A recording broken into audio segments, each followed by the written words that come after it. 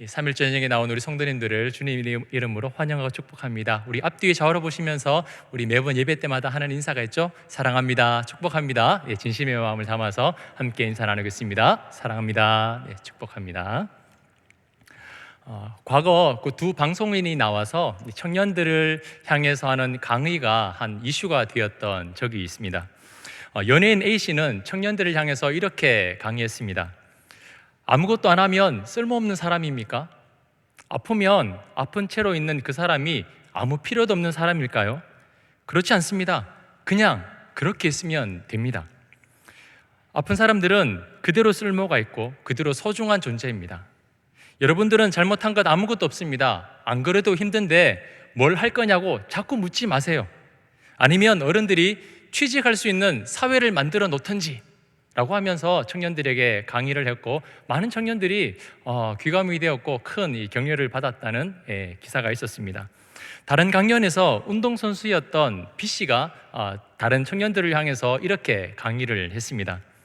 여러분들의 청춘을 응원합니다. 하지만 뭐 아프면 청춘이다, 노력하는 자가 즐기는 자를 못 따라간다, 저는 이런 말 다 뻥이라고 생각합니다. 저는 이런 말 제일 싫어합니다. 자기가 도와줄 것도 아니면서 어떻게 저렇게 무책임한 말을 할 수 있는지 저는 이런 말에 굉장히 분노합니다. 그냥 즐겨서는 최고의 결과를 얻을 수가 없습니다. 목뼈가 나가고 코뼈가 부러지면서까지 이 악물고 하지 않았으면 지금의 제가 가진 이 기록은 아마도 완성되지 않았을 것입니다. 온 힘을 다해서 전쟁처럼 한 것이 이 정도인데 어떻게 즐길 수 있었겠습니까? 한 연예인 A씨와 이 운동선수였던 이 B씨의 강의 중에 우리 성도님들은 어느 쪽에 더 공감이 가십니까? 정답은 없습니다. 전달해야 하는 상대방의 상황과 또 전달을 하는 본인의 입장과 또 가치관이 다르기 때문에 뭐 어떤 말이 맞고 틀리다는 없습니다. 저마다 다 다를 겁니다. 이 두 방송인이 강연하는 것을 한 블로그에 올라와 있는데 그 밑에 수많은 댓글들이 달리는 거예요. A씨의 말이 맞다, 공감이 된다, 아니 B씨의 말이 맞아, 더 공감이 된다, 수십 개의 댓글이 달려 있었습니다. 그 중에서 한 귀감이 되는 한 댓글이 있어서 한번 말씀해 드리려고 합니다. 그 내용은 이렇습니다. 저는 A씨의 말에 조금 더 공감이 갑니다. 사회가 너무 경쟁 위주, 자본 위주로 가고 있어요. 뭔가 치열하게 해야 하고 성과를 내야 제 존재 가치가 있는 것 같습니다. 하지만 뭐든 획일된 처방은 없는 것 같습니다. 그렇기 때문에 A씨의 내용은 과부하가 걸리고 길을 잃어 지쳐있는 청년들을 향해서 하면 좋겠고, B씨의 내용은 마냥 나태해진 청춘들을 향해서 하면 너무나 좋을 것 같습니다 라는 댓글이 하나 올라와 있었습니다. 결국 뭡니까? 위로라는 것은 감정으로만 토닥여 준다고 해서 해결되는 것도 아니고, 힘내, 너 해야 돼, 이렇게 해서는 안 돼 라고 하면서 밀고 당겨고 그렇게 밀어붙여서 해결되는 것도 아니기 때문에 위로, 노력, 방향제시, 격려, 그 모든 것이 한데 어우러지는 것이 좋다라는 것입니다. 제가 왜 설교 서두에 위로에 대해서 말씀을 드리고 있냐면, 오늘 우리가 함께 읽은 이 베드로 전서의 말씀 전체가 바로 위로의 편지이기 때문입니다. 고난과 핍박과 박해에 처해 있는, 너무나 힘들어하고 아파하고 있는 그런 그리스도인들, 그런 교회 공동체를 위로하고 격려하고자 쓴 편지가 바로 이 베드로 전서이기 때문이죠.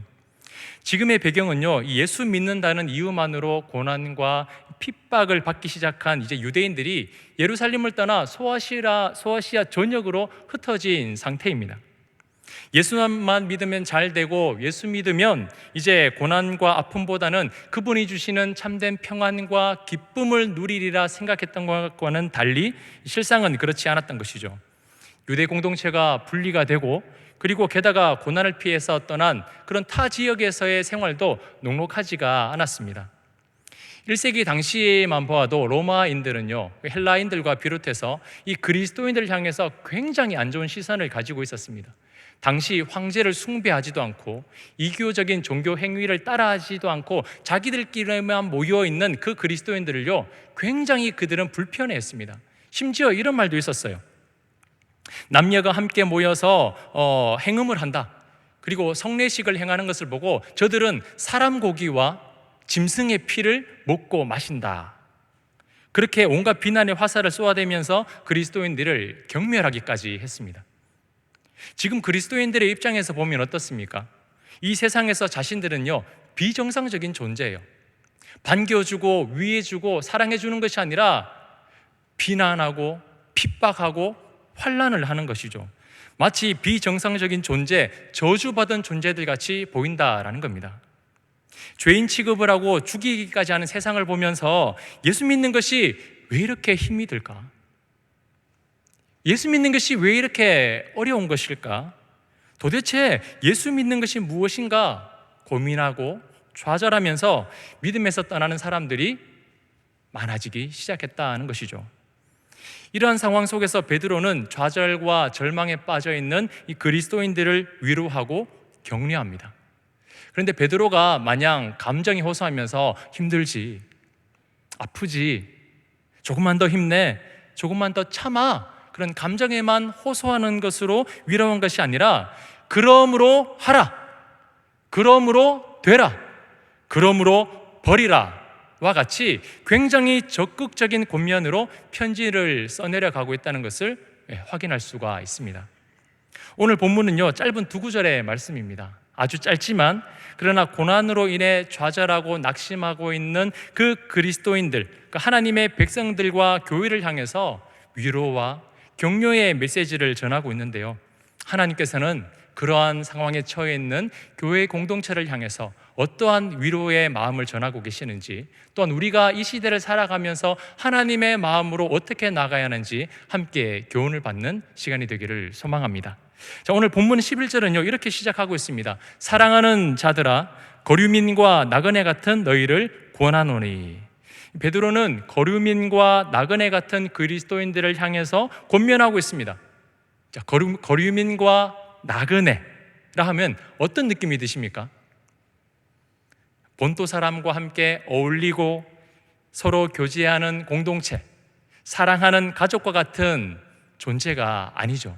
마치 기름과 물처럼 섞일 수 없는, 분리될 수밖에 없는 너무나 다른 존재가 바로 거류민과 나그네입니다. 지금 베드로가 편지를 쓰고 있는 대상은 베드로전서 1장 1절에서 말씀하고 있는 것처럼 저녁에 흩어져 나그네처럼 보이고 있는 그런 대접을 받고 있는 그리스도인들입니다. 그런데 1장을 넘어서 이제 2장으로 넘어오시면 그렇게 초라하고 비참한 존재의 모습들이 완전히 달라지는 것을 볼 수가 있습니다.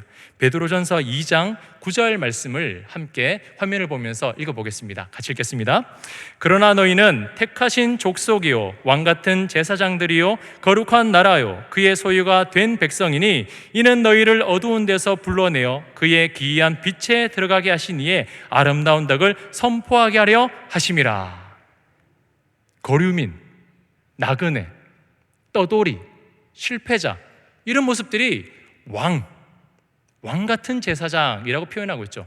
여러분들 춘향전을 잘 아실 겁니다. 아마 모르시는 분은 아마도 없을 거죠. 춘향전 중에 이제 주인공 이몽룡이 있지 않습니까? 이몽룡이 어느 날 사랑하는 춘향이를 남겨두고 과거 시험을 보러 가게 됩니다. 시간이 많이 흘렀죠.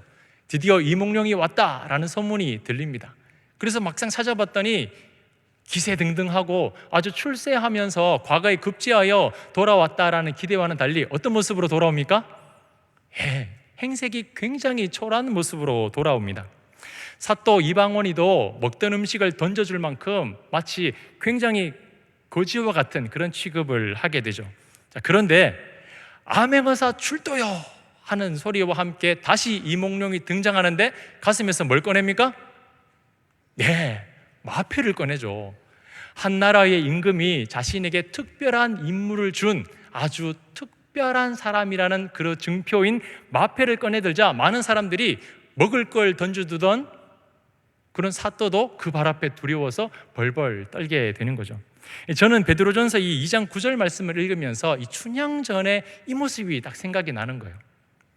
이몽룡의 외적인 모습은 실패한 떠돌이의 모습, 인생의 가장 밑바닥에 있는 그런 사람들의 모습이었습니다. 그러나 사실 그의 정체는 떠돌이, 실패자가 아니라 한 나라의 왕의 선택을 받고 왕의 부름을 받은 굉장히 특별한 사명을 가진 사람이었습니다. 마찬가지죠. 오늘 본문 11절에서 말씀하고 있는 이 베드로가 말하고 있는 거류민과 나그네라고 말하고 있는 사람들은 겉으로 보았을 때에는 인생에 실패한 것 같고 아무런 소망이 없는 그런 사람들처럼 보입니다. 하지만 그들의 원래의 정체는 무엇입니까? 목적일은 떠돌이가 아니라 하나님께서 선택하시고 부르신 왕같은 제사장들이요, 거룩한 나라요, 하나님의 소유가 된 특별한 사람이요, 하나님의 긍휼을 얻은 자라고 말씀을 하고 있는 겁니다. 그렇기 때문에 이 11절의 거류민과 나그네는 실패자가 아닌 것이죠. 사실은 목적이 있어 하나님께 선택을 받은 굉장히 특별한 존재라는 것을 말하고 있습니다. 어디에서 알 수가 있냐면 이 사랑하는 자들아, 이 한마디 때문입니다. 사랑하는 자들아. 예수 믿고 집도 잃어버렸습니다. 가족도 잃어버렸습니다. 삶의 터전도 잃어버렸습니다. 모든 것을 잃어버리고 하나님과 세상에서 버림받았는 줄 알았습니다. 그런데 실상은요, 버려지고 도망친 것이 아니라 왕이신 하나님의 특별한 뜻과 부르심에 의해서 선택받은 백성이었다는 것입니다. 그리고 왕이신 하나님의 그 아름다운 덕을 만방에 선포해야 하는 그런 사명까지 받은 자다라고 말씀하고 있죠. 사랑하는 자들아. 실패자, 떠돌이, 나그네가 아니라 이들은 하나님께 특별한 사랑을 받고 있는 사람들이었습니다. 존재 자체가 완전히 달라지게 되는 것이죠. 자, 그런데 우리 성도님들, 이 말씀을 듣고 난 뒤에 정말 위로가 되겠습니까? 위로가 될까요?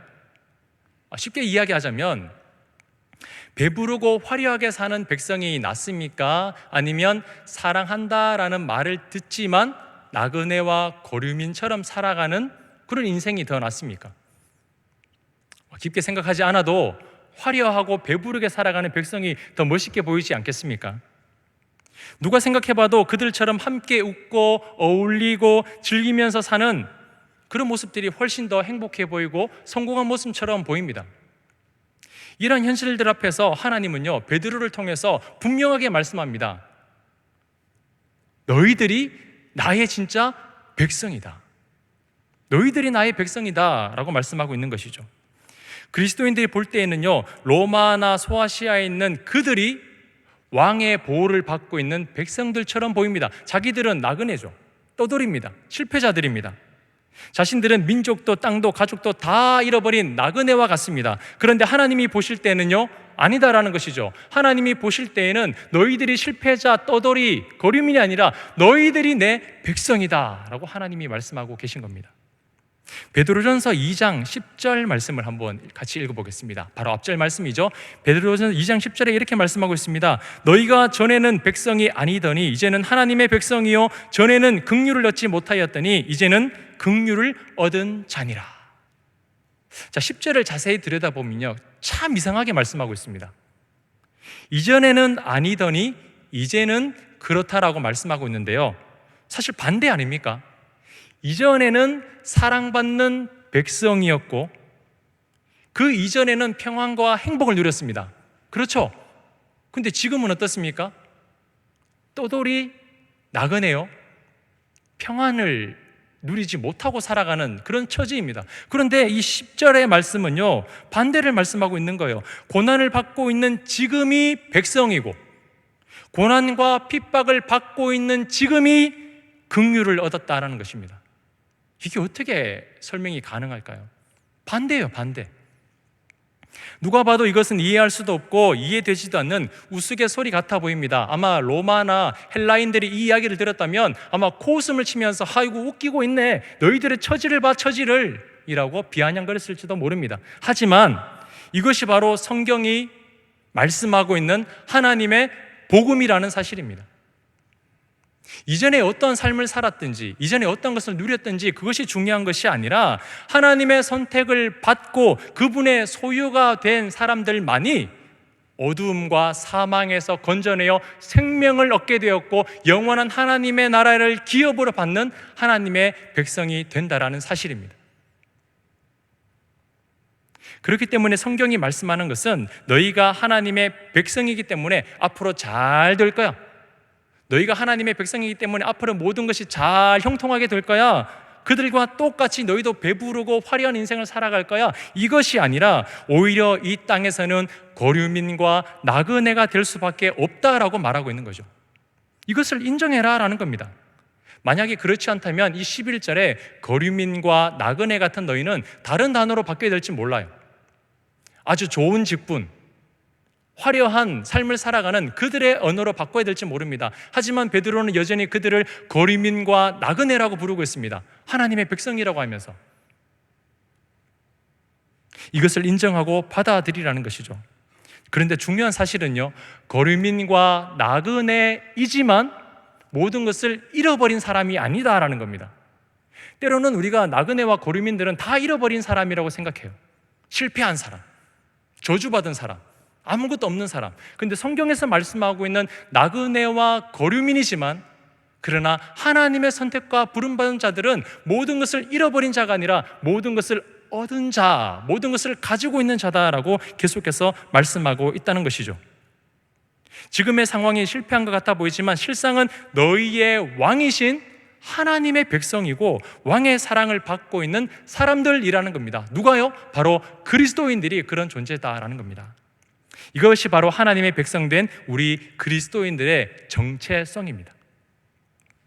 이 거류민과 나그네 같은 사람들을요, 하나님께서 선택하셨고 부르셨습니다. 자, 그렇다면 하나님께서 선택하시고 부르신 사람들에게 하나님이 요구하시는 것이 무엇일까요? 그냥 그렇게 살아, 그냥 그렇게 있으면 돼, 그냥 그렇게 있는 것이 나에게 참된 목적이야, 그렇게 말씀하고 있을까요? 그렇지 않습니다. 하나님의 사람으로 살아가는 것, 하나님의 뜻 가운데로 나아가는 것, 이것이 바로 우리의 왕이시며 우리의 주인이신 하나님께서 요구하시는 것이죠. 하나님께서는 하나님의 백성들에게 크게 두 가지의 권면을 하고 계시는데요, 첫 번째 권면은 영혼을 거슬러 싸우는 육체의 정욕을 제어하라는 것입니다. 하나님께서 하나님의 소유된 백성에게 가장 첫 번째로 요구하신 것은 어떤 외적인 행위가 아니라 내적인 것이에요. 이제 하나님의 백성이 되었으니 일 열심히 해, 충성해, 봉사해, 땀 흘리며 열심히 섬겨, 이것이 아니라 하나님은 너희 안에 있는 육체의 정욕을 제어하라고 하시면서 내면의 변화에 대해서 하나님은 말씀을 하고 계시는 겁니다.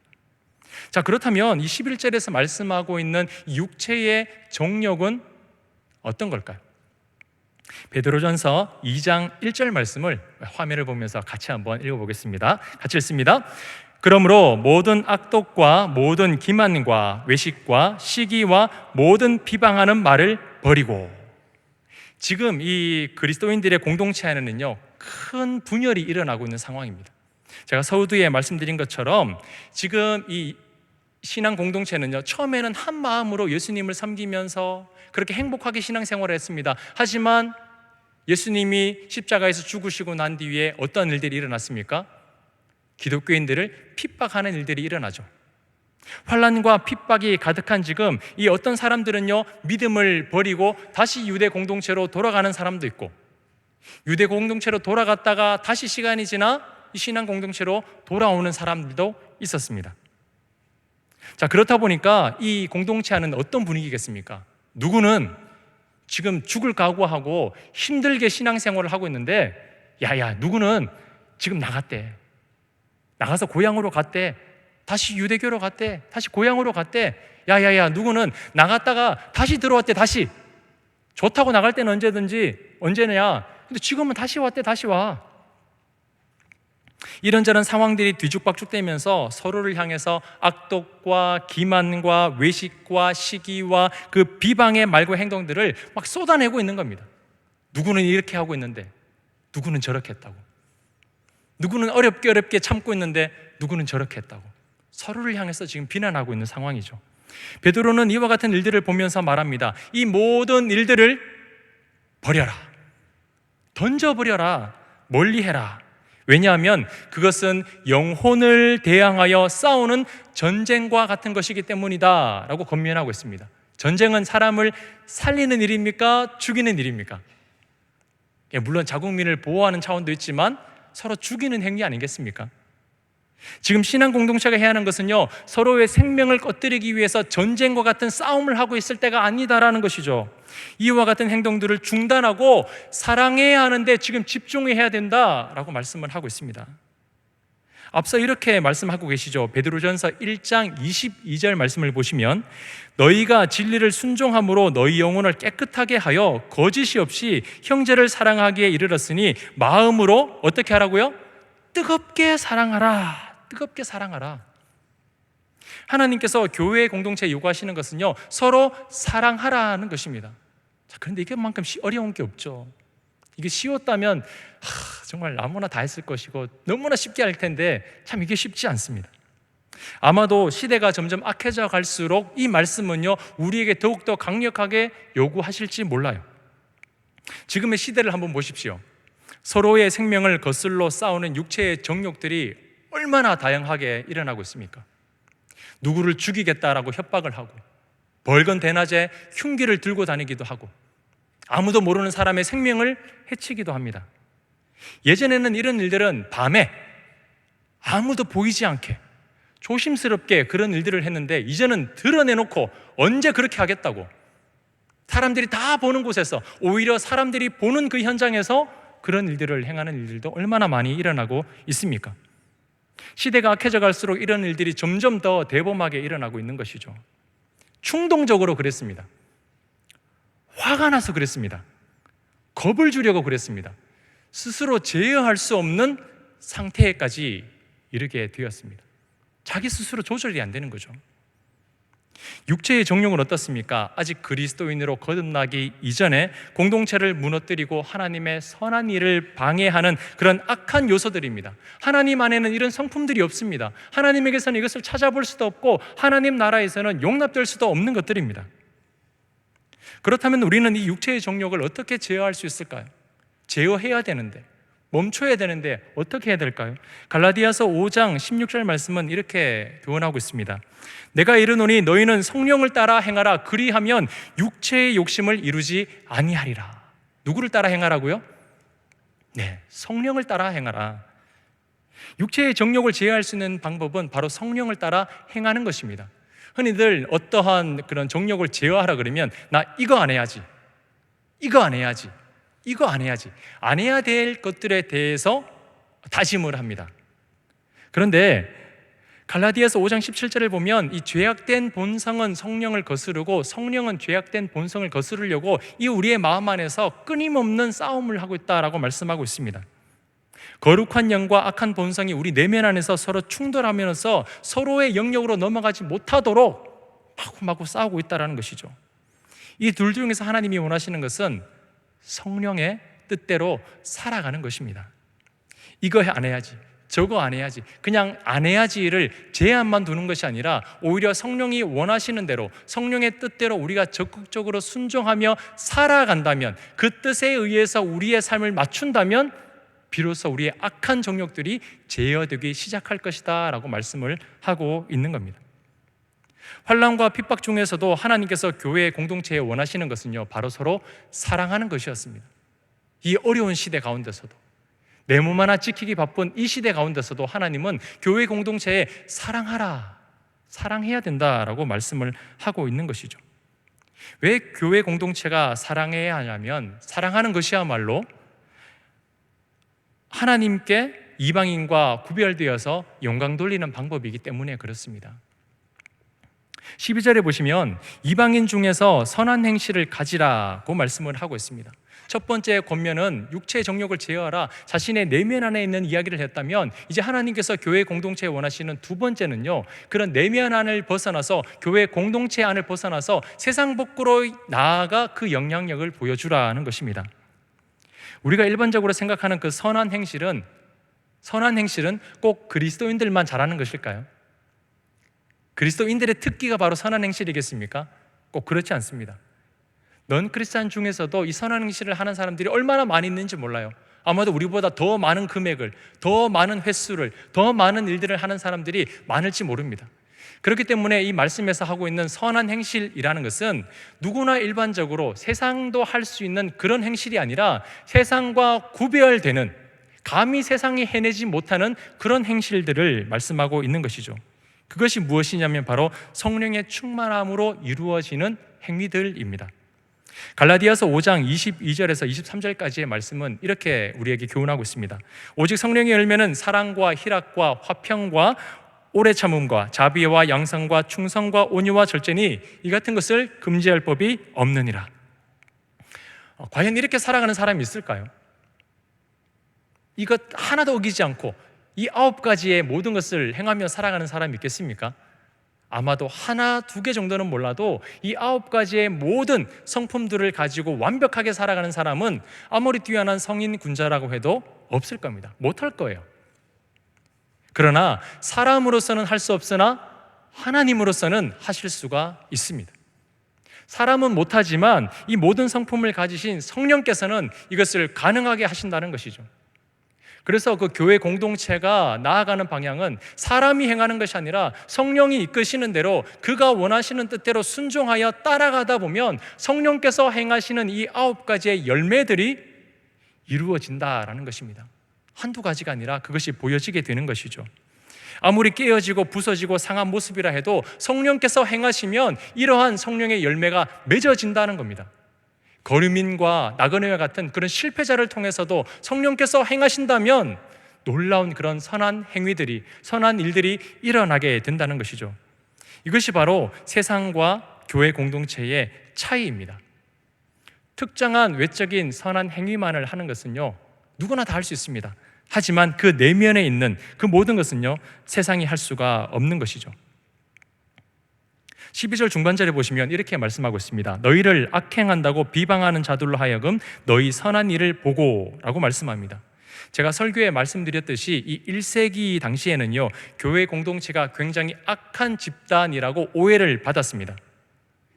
지금도 교회를 향해서 그런 오해를 하고 있는 사람들이 적지 않습니다. 교회를 좋은 곳으로 알고 있는 사람도 있지만 마치 교회가 굉장히 안 좋은 집단이라고 생각하는 사람도 참 많이 있죠.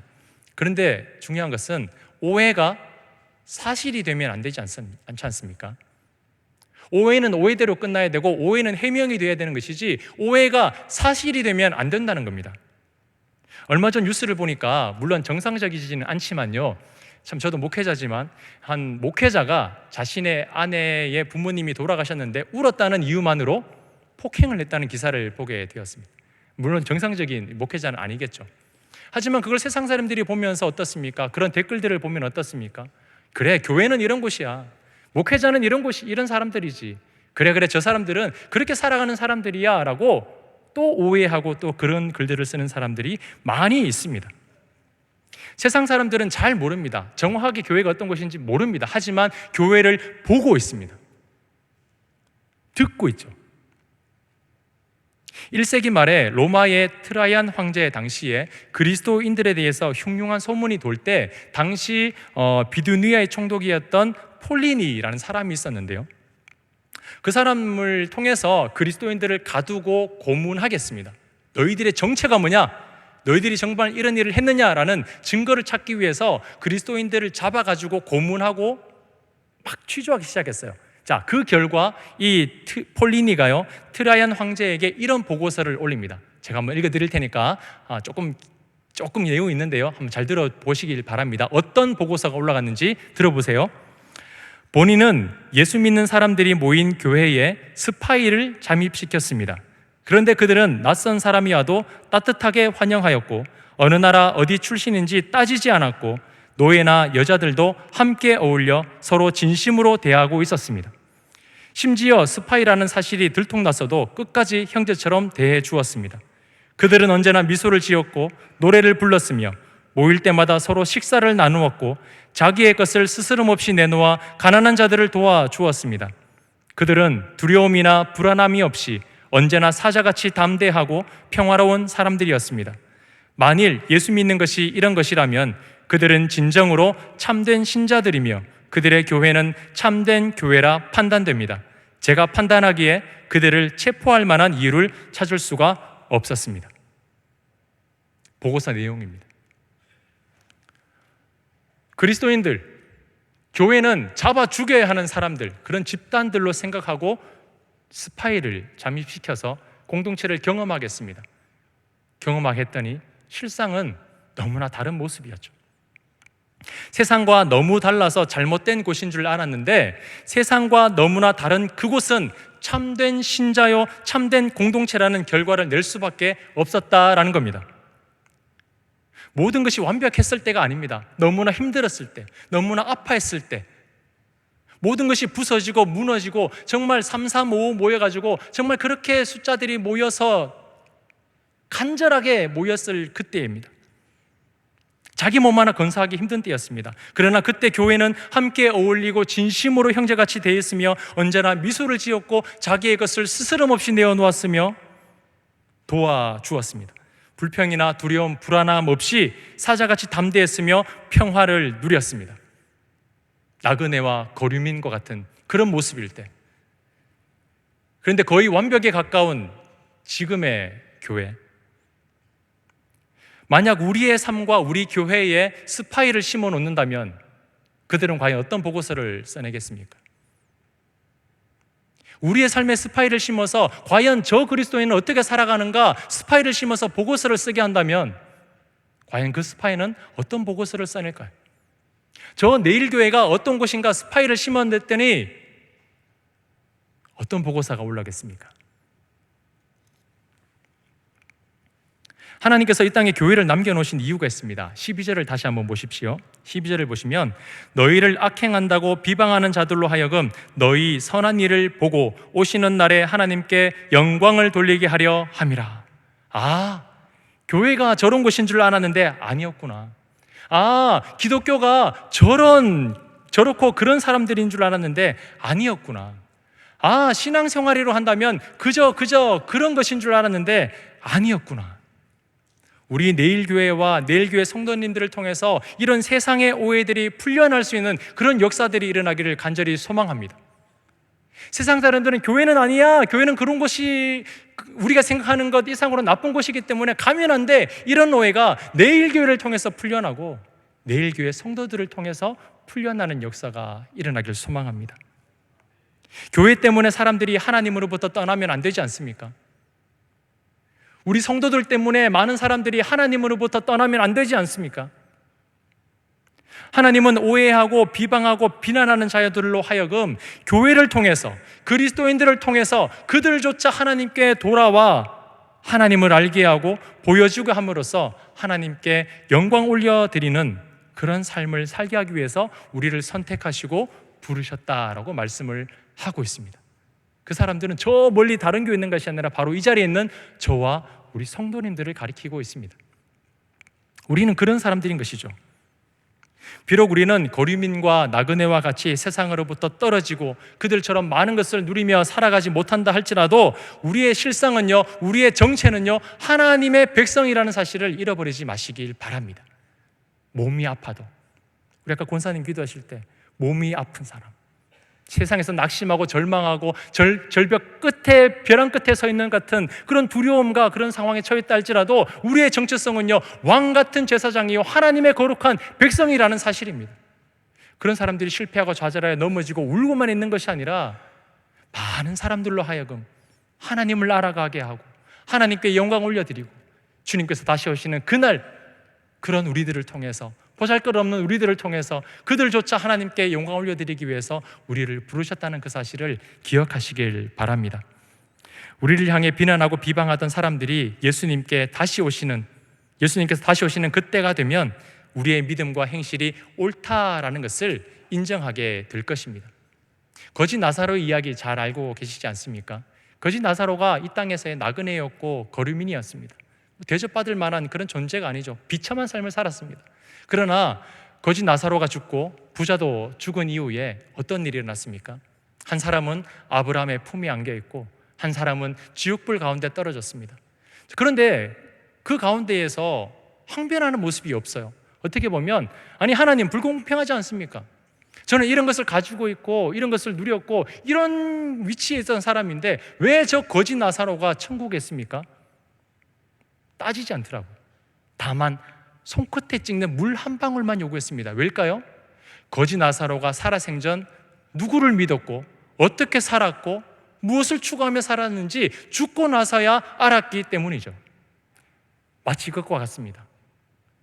이 땅에서는 표시나지 않아요. 이 땅에서는 오히려 신앙생활 하는 것이, 예수 믿는 것이 거류민과 나그네처럼 보일지 모릅니다. 세상 사람들의 기준에서는요. 하지만 주님께서 다시 오시고 난 이후에 그때서야 모든 것이 드러나게 될 것입니다. 그때 세상이 항변하면 안 되잖아요. 교회 사람들이 어떻게 살았는데요? 교회 사람들이 어떤 삶을 살았는지 아시지 않습니까? 근데 저들이 천국 간다고요? 저들이 구원받았다고요? 저 너무 억울합니다. 그런 소리 들으면 안 되잖아요. 왜 저들이 구원받을 수밖에 없었는가? 왜 저들이 천국에 가 있는가? 왜 주님 부르심을 받았는가? 사랑하는 성도님들, 우리는 하나님의 백성들입니다. 우리의 겉모습이 어떻든지 간에, 어떠한 삶을 살고 있든지 간에 우리는 하나님의 거룩한 백성들입니다. 그런 사실을 기억하시고 우리 내일교회를 이 땅에 남겨놓으신 하나님의 뜻과 목적을 우리가 다시 한 번 더 기억을 하고, 그 하나님께서 이 악한 세상 가운데에, 이 험한 세상 가운데에, 진리가 사라져가는 이 시대 가운데에 우리 내일교회를 통해서 하나님은 무엇을 원하실까? 우리 다시 한 번 더 기억하면서 나아갔으면 좋겠습니다. 그러니까 하나님의 뜻을 이루어드려 11절에 말씀하고 있는 것처럼 너희의 선한 일을 보고 오시는 날에 하나님께 영광을 돌리게 하려 함이라. 그 하나님의 영광스러움을 만방에 선포하고 만방에 드러낼 수 있는 저와 우리 모든 성도님들이 되시기를 주님의 이름으로 축원합니다.